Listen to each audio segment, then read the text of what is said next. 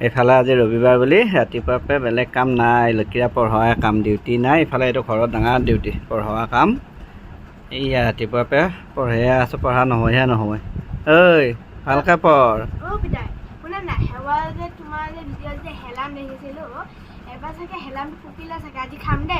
অঁ হেলাম পকিল নেকি চাব লাগিব যায়। আমাৰ হস্পিটেলতহে আছে। ককাক চাব গ'লে বাৰু, ককাও আছে ন হস্পিটেলত, চাব গ'লে বাৰু দেখা যাব হেলামৰ গছডাল কেনেকুৱা হৈছে আজি। মই দেখাই নাই বহুত দিন হ'ল। হ'লে আমি আহিলোঁ মালবিকাৰ ঘৰলৈকে, জানে মই আৰু আমাক দিছে খাবা চা। কি ধুনীয়াকৈ পায়স বনাইছে। কি স্পেচিয়েল আজি পায়সৰ? অঁ পূজা আছিল। আমাৰ ভাগ্য আৰু। অঁ এইবোৰে হেলাম দেখিছা নাই পকছে বুলি মই কৈছিলোঁ নহয়। এটা টেষ্ট কৰি চাওঁ। এইবোৰ হেলামবোৰ পকিছে,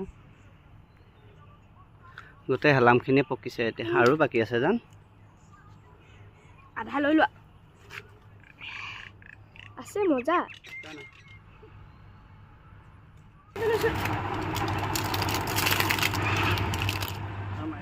ভালনে?